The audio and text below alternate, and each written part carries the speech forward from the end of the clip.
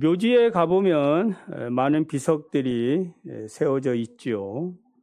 비석의 그 비문을 보면 뭐 단편지긴 하지만 저 사람이 어떤 사람이고 그리고 어떤 삶을 살았는지를 뭐 짐작해 볼 수 있습니다. 물론 비석에 쓰인 몇 자를 보고 뭐 그 사람 인생 전체를 판단한다는 것은 어렵지요. 특히 나라와 민족을 위해 살았던 사람들의 비석을 보면은 안타까운 죽음과 함께 애국심이 생기기도 하죠. 반면에 나라에 대한 잘못된 선택을 한 사람들의 비석을 본다면은 에이, 비석이 아까워. 이렇게 또 좋지 않은 소리도 할 수 있습니다. 영국 웨스트민스터 사원에 가보면 많은 무덤들이 있는데 그 성당에 들어가면은 타일 크기만한 검정색 대리석이 있다고 합니다. 다른 것은 다 하얀데 유독 이 비석만큼은 까만 색깔이 있다는 거예요. 그 이야기는 이렇습니다. 농촌에서 머슴살이를 하던 분이 묻혔다고 하는데 그분은 머슴살을 해서 많은 돈을 벌었어요. 그분의 일생 소원은 죽은 다음에 이곳에 자기가 묻히는 것이었습니다. 그래서 죽으면 웨스트민스터 사원에 그 돈이 많이 이제 필요한데 그 돈을 이제 남겨놓고 죽었다는 거예요. 장례위원회에서 이 문제를 고심하다가 이곳에 아무리 돈이 있어도 그리고 명예로운 분들이 들어오는 곳인데 이렇게 이제 고심하다가 바로 묻힐 수 없다 해서 관을 세로로 세워서 거기에 묻고 검정 타일로 표시를 해 두었는데 그 표시가 지금까지 그냥 남아 있다는 것입니다. 그러니까 돈만을 가지고 명예로운 그런 죽음을 살 수 없다라는 그런 교훈 같습니다. 오늘 우리가 읽은 본문은 유다의 선한 왕이 요시야가 그의 개혁을 유대 땅을 넘어서서 그 아수르 치하에 있는 북이스라엘 지역까지 확대한 사실을 말해주고 있어요. 역사적으로 출애굽한 이스라엘 백성들은 광야에서 40년간 고생하다가 여호수아를 이제 앞세워서 가나안 땅에 들어가 정착하게 됩니다. 첫 번째 사울 왕과 두 번째 다윗 왕, 세 번째 솔로몬 왕을 통해서 이제 통일 왕국을 이루고 솔로몬이 이제 타락함으로 우리 하나님께서 진노하셔서 그 아들 여로보암 때, 그러니까 르호보암 때에 그 나라를 분열시키죠. 북쪽의 여로보암 중심으로 10지파가 이제 북이스라엘을 형성하고 남쪽에는 베냐민과 유다 지파가 한민족 형성해서 유다 지파라 이렇게 나라가 나뉘었습니다. 북이스라엘을 건국한 여로보암은 온 이스라엘을 범죄하기 위해서 베델과 단에 이제 금송아지 우상을 만들어 섬기게 했습니다. 요시야가 직접 금송아지를 우상을 파괴했다는 기록은 없는 것으로 봐서 이 금송아지는 아마 이제 아수르가 북이스라엘을 멸망시킬 때에 정복할 때 탈취해 간 것으로 보여집니다. 그러나 이 제단, 산당, 아세라 우상 등 아직까지 그대로 이제 남아 있는 것이에요. 그래서 이제 요시야가 이곳에 이제 가서 이제 북쪽 이스라엘로 가서 그 아세라 우상을 불사르고 제단을 헐고 우상 숭배자들의 뼈를 그 제단, 금송아지를 섬겼던 그 제단에 불살라 그 단을 더럽혔다라는 그런 말씀입니다. 여기서 이제 중요한 것은 요시야가 자신의 계획을 유다로 한정하지 않고 북이스라엘 지역까지 확장한 일이에요. 아니, 북이스라엘은 누가 지금 다스리고 있다고 했어요? 그 아수르 제국이 지금 정복해서 다스리고 있었는데 이런 상황에서 유다 왕이 그 아수르 정복 식민지 하에 있는 북이스라엘 땅에 갈 수는 없죠. 거기서 개혁을 할 수는 없지 않습니까? 그런데 이제 당시 국제 정세는 어떻습니까? 그러니까 북이스라엘을 멸망시켰던 이 아수르가 신은 이제 바벨론 제국, 이 바벨론 나라에 의해서 이제 전쟁을 해가지고 크게 실패를 하고 그 이제 국군이 지금 쇠퇴하고 있는 상황에 있었다. 겨우 이 아수르라는 이름만 이제 명명만 유지하고 있는 그런 상황이었습니다. 이때 이제 요시아가 북이스라엘의 이제 통치 공백이 생기자 재빨리 그 틈을 이용해가지고 북이스라엘까지 이 개혁에 그걸 확장시켰던 거예요. 그러니까 요시아의 개혁 조치는 자신이 손이 닿을 수 있는 데까지는 최대한으로 그렇게 이제 손질을 합니다. 철저히 시행한 거예요. 언제 올지도 모르잖아요. 그래서 개혁은 모양만 갖추는 것이 개혁이 아니라 근본적인 변화를 이제 이루어져야 한다라는 것. 탁사공론이 아니고 해야 되겠다 아니라 실제로 해야 되는 거예요. 그래서 이 요시아 왕은 자기가 앞서 진두지를 했던 거죠. 이러한 신앙적 태도는 매우 중요합니다. 반복음적인 삶의 영역이 우리에게도 있을 수 있지요. 철저히 변화를 시도해야 합니다. 방치하면 그것이 그냥 암과 같아가지고 언제 재발하고 또 언제 그것이 암이 돼가지고 또 우리를 병들게 할지 모르는 것입니다. 예수님께서 어떻게 하셨습니까? 성전 정화 사건을 통해서 잘 보여주고 있지요. 주님께서 성전에 가보니까 성전에는 이미 엉망이지요. 환전상들을 쫓아내고 비둘기 파는 자들의 상을 엎으시고 내 집은 만민이 기도하는 집이라 하시면서 하나님의 집으로서의 회복을 이제 개혁을 하셨던 겁니다. 우리에게도 반복음적인 것들이 있다면은 그런 것들이 우리의 삶, 우리의 가정이나 교회에 뿌리를 내리 못하도록 제거해야 될 줄 믿습니다.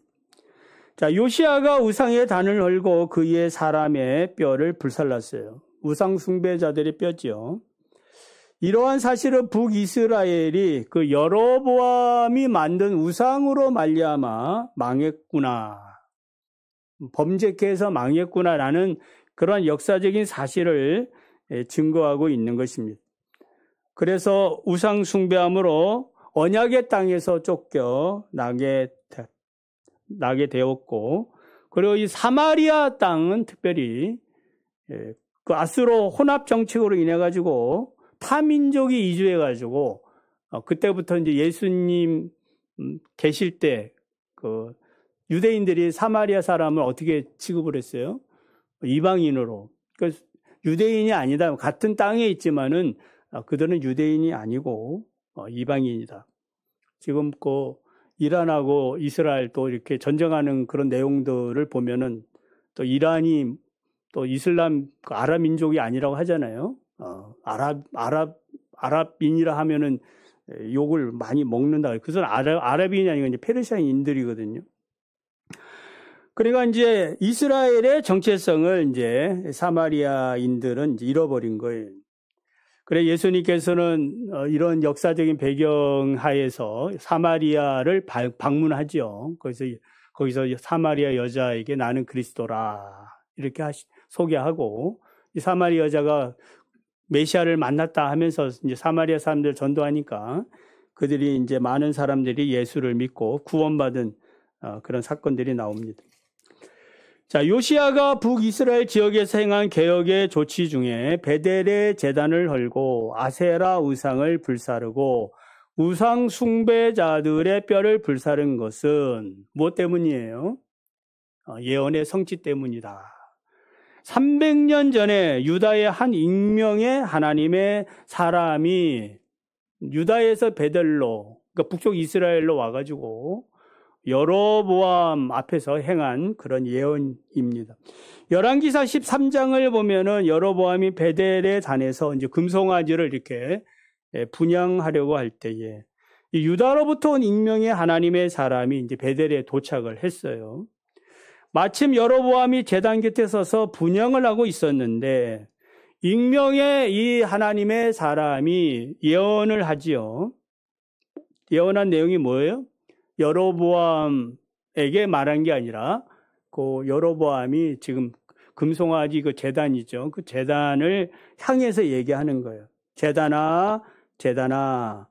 여호와께서 이와 같이 말씀하시기를 다윗의 집에 요시야라 이름하는 아들을 낳으리니 그가 내 이에 분향하는 산당 제사장들을 내 이에서 제물로 바칠 것이요. 또 사람의 뼈를 내 이에서 살을 것이다. 아니 300년 전 이제 지금 세월이 흘러서 300년이 흘렀지만은 앞으로 유다의 왕 중에 요시야라는 왕이 태어나서 지금 네가 이렇게 제단하는 그 금송아지 제단을 거기서 다 헐어볼 것이다. 그리고 그 섬기는 우상 숭배자들을 그들의 뼈를 불살라서 거기서 태울 것이다. 이런 이제 예언을 지금 하신 거예요. 그리고 나서 여호와께서 말씀하시고 장차 이 일을 이루실 징조를 내가 하나 주겠다. 그래서 그 징조가 무엇이에요? 제단이 갈라지며 그 위에 있는 재가 쏟아질 것이라. 멀쩡한 이 제단에 갈라지고 그 제단 위에 있는 그 재가 쏟아질 것이다. 그러니까 여로보암이 이제 손을 펴가지고 이제 명령하는 거죠. 여봐라, 저 놈을 잡아라. 손을 펴는 순간에 하나님께서 어떻게 하셨어요? 그 손을 이제 손마르게 이렇게 손을 못 쓰게 만든 거예요.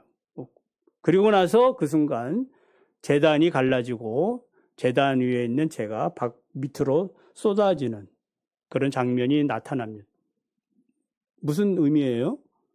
하나님이 반드시 하시겠다. 하나님이 이루실 것이다. 이것을 이제 보여주신 거예요. 이 예언은 그대로 성취되지요. 다윗 왕가의 요시야 왕이 나와서 베달의 제단을 허물고 불살았는데 300년이 지난 후였다. 참으로 놀라운 일이 아닐 수 없지요. 이러한 사실은 성경의 진리가 참된 것임을 말씀해 주고 있어요. 천지는 변해도 내 말의 1.1핵은 변하지 않는다. 믿으시면 아멘. 여호수아 6장 26절을 보면은 여리고가 멸망당한 다음에 여호수아가 한 예언이 있어요. 누구든지 일어나 이 여리고 성을 건축하는 자는 여호와 앞에서 저주를 받을 것이라. 그러니까 이제 하나님이 여리고 성을 무너뜨리지 않았습니까? 그걸 다시 일으키려고 하는 자가 훗날에 생길 것이다. 자, 이런 자가 있으면은 저주를 받을 것이다. 그 기초를 쌓을 때에 그 마다들을 이룰 것이요. 그 문을 세울 때에 그의 막내 아들이 이룰 것이다. 이 예언이 이제 500년이 흐른 다음에 솔로몬 때에 이루어졌다. 히엘이라는 사람이 여리고에 이렇게 건축하다가 큰 아들 죽고 작은 아들이 죽게 된 그런 예언 성취가 기록되어 있어요. 하박국 2장 3절에 보면은 이 묵시는 정한 때가 있나니 그 종말이 속히 이루겠고 결코 거짓되지 아니하리라. 비록 더딜지라도 기다리라. 지체되지 않고 반드시 응하리라. 아멘. 본문 이제 17절, 18절을 이제 보면 요시야가 이르되 내게 보이는 저것은 무슨 비석이냐. 비석이 하나 보인 거예요. 무슨 비석이냐 하니 성읍 사람들이 말합니다. 왕께서 베델의 제단에 대하여 행하신 그 일을 전하러 유다에서 왔던 하나님의 사람의 묘실입니다. 그러자 요시야가 다른 그 우상 숭배자들의 뼈는 어떻게 했어요? 다시 꺼내가지고 불살르라고 했는데 그대로 두고 그 뼈를 옮기지 말라 하자 무리들은 그의 뼈와 사마리아에서 온 선지자의 뼈는 그대로 두었다. 여기 이제 하나님의 사람의 뼈와 또 사마리아에서 온 사람의 선지자의 뼈가 이 두 사람의 뼈가 이게 나와요. 자, 무슨 이야기예요? 자, 그의 뼈는 유다에서 온 익명의 하나님의 사람의 뼈를 말하고 사마리아에서 온 선지자의 뼈는 그 베델의 늙은 선지자 이야기 나오거든요. 그 열왕기상 13장에 보면은 자, 그 사람의 그 뼈를 얘기해요.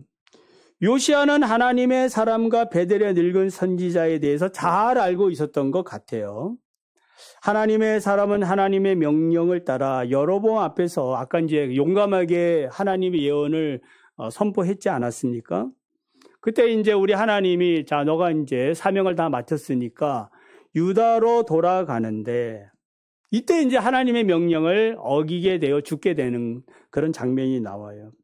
그러니까 하나님이 유다로 돌아갈 때에 결코 뒤돌아가지도 말고 누가 뭐 떡 먹읍시다, 또 물 드시고 가십시오 이래도 결코 거기에 머물러서는 안 된다. 그냥 직방으로 유다로 돌아오라. 이게 하나님의 명령이었는데 이게 이제 문제가 생긴 거예요. 자, 이때 이제 베델의 늙은 선지자, 거짓 선지자인데 이 거짓 선지자가 그래도 이제 나중에 하나님이 임하시니까 하나님 예언을 하게 되는데 보십시오. 이 늙은 선지자가 하나님의 사람을 뒤쫓아가서 유혹을 해요. 뭐라고 유혹을 해요? 나도 그대와 같은 선지자입니다. 천사가 나한테 그 계시를 주셨는데 여호와의 말씀을 주셨는데 내게 이르기를 당신을 내 집으로 데리고 돌아가서 그에게 떡을 먹이고 물을 마시게 하라고 했습니다. 나를 어떻게 알아요? 뭐 이러면서 이제 홀라당 넘어간 거예요. 그냥 직방으로 가야 되는데 자기를 알아주니까 그렇지 않아도 얼마나 두렵고 떨리겠어요. 그 왕 앞에서 그 서슬퍼런 그 왕 앞에서 익명의 선지자가 하나님의 예언사가라고 돌아가는데 저부터라도 막 그냥 정신없이 막 그냥 떨면서 가고 있는 중인데 누가 뒤에서 부르는 거예요. 하나님의 계시의 말씀이 나에게 임했는데 당신 잘 압니다. 알아주는 누군가 나를 알아줬다 이 말이에요. 그래가지고 이 말에 속은 이 하나님의 사람은 하나님의 명령을 어기고 늙은 선지자의 집에 가서 떡을 먹고 물을 마시게 됩니다. 식탁에서 한참 이렇게 먹고 마실 때에 하나님의 말씀이 이 베델의 늙은 선지자에게 임합니다. 그러면서 유다로부터 온 선지자를 향하여 얘기하는 거예요. 네가 하나님의 말씀을 어기며 네 하나님 여호와께서 내리신 명령을 어겼기 때문에 네 시체가 네 조상들의 묘실에 들어가지 못하리라. 하나님의 엄중한 심판이 선포된 거예요. 이 사람이 이제 유다로 돌아가다가 어떻게 된 거예요? 사자에게 물려 죽게 됩니다. 사자, 짐승. 자, 길을 가던 사람들이 이 죽은 하나님의 사람의 시체를 보고 이상한 장면이 하나 있죠? 그 이상한 장면이 뭐예요? 사자가 그 사람 그 죽은 시체 곁에 가만히 있는 거예요. 가지도 않고 먹지도 않고. 이상한 장면이죠. 그래가지고 이 장면을 본 사람들이 베델의 이 늙은 선지자에게 쫓아가가지고 지금 이런 일이 있습니다.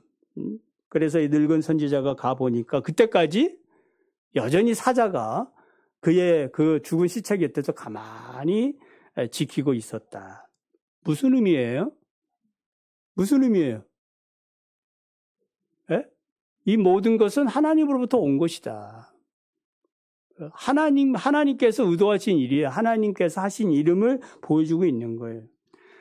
그래서 늙은 선지자는 하나님의 사람의 시체를 낙에 싣고 성읍에 다니면서 외칩니다. 여호와의 말씀을 어긴 하나님의 사람이로다. 여호와께서 그에게 하신 말씀과 같이 여호와께서 그를 사자에게 넘기시며 사자가 그를 찢어 죽였도다.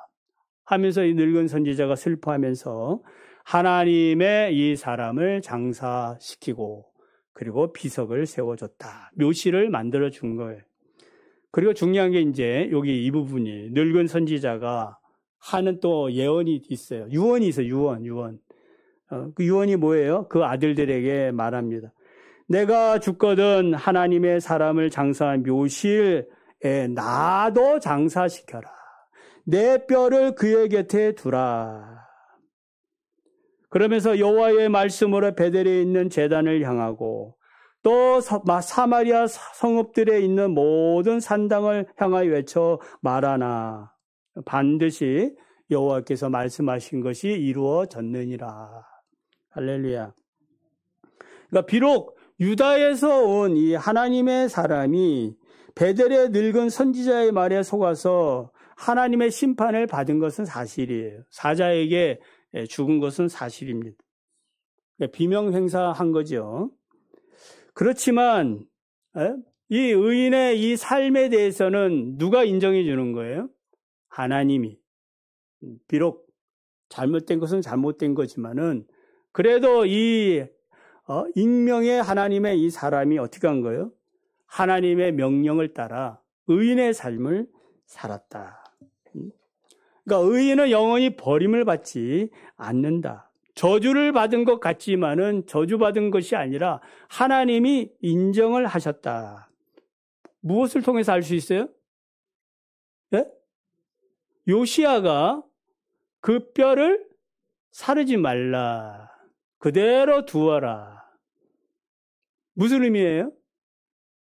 하나님의 말씀, 그 엄중한 하나님의 말씀에 대한 인정 아니에요?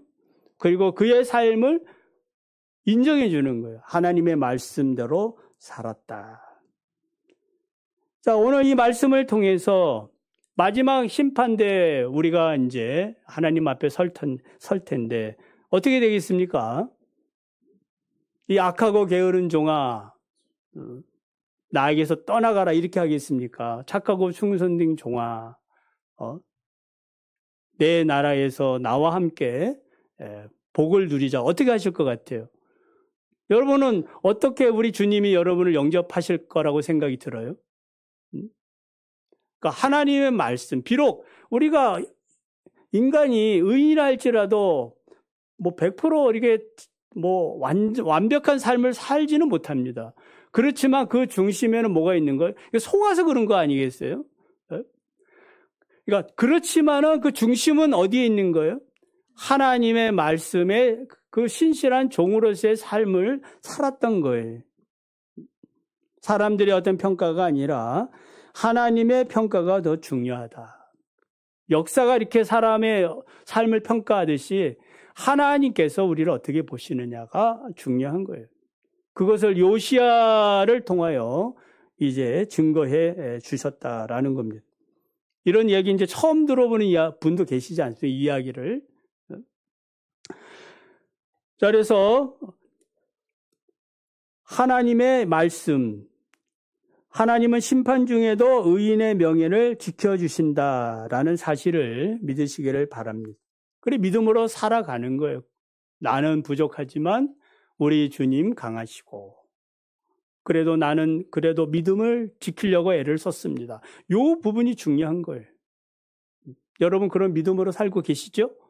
네? 그래도 주님 앞에 나는 그래도 뭐 다른 사람과 비교할 건 없고 그런 내 신앙의 양심상 나는 그래도 믿음의 생활을 하려고 합니다. 완벽한 건 아니지만은 우리 주님이 뭘 완벽한 걸 원하겠어요? 어차피 우리 인간은 부족한 것이 많습니다. 많지만은 그래도 그 중심에 하나님을 사랑하느냐 여호와를 앙망하느냐 주님의 말씀이 있느냐 그것은 중요하다고 봐요. 베드로후서 2장 9절을 보면은 주께서 경건한 자를 시험에서 건지실 줄 아시고 불의한 자는 형벌 아래에 두어 심판날까지 지켜주신다. 우리는 불의한 자는 아니에요. 믿음으로 의롭게 된 자는 의인입니다. 하나님의 자녀들이에요. 시편 1편 6절에 보면은 무릇 의인의 길은 여호와께서 인정하시나 악인들의 길은 망하리로다. 어떻습니까? 여러분의 길은 어느 길이에요? 의인의 길이에요? 악인의 길이에요? 의인의 길인 줄 믿습니다. 믿음을 지키고 오늘도 예배를 드리고 있는 것 자체가 뭐예요? 의인의 길로 걸어가고 있는 겁니다. 그러니까 의인의 이 길에서 하나님이 나를 인정해 주신다. 그래서 우리의 연약함을 하나님이 아시지만은 엄정한 이러한 마지막 때의 심판 중에 그 중심에 하나님 사랑하는 그 믿음 보시고 진노 중에도 우리를 붙드시고 인도하시는 그 하나님을 섬기면서 살아가시기를 간절히 원합니다.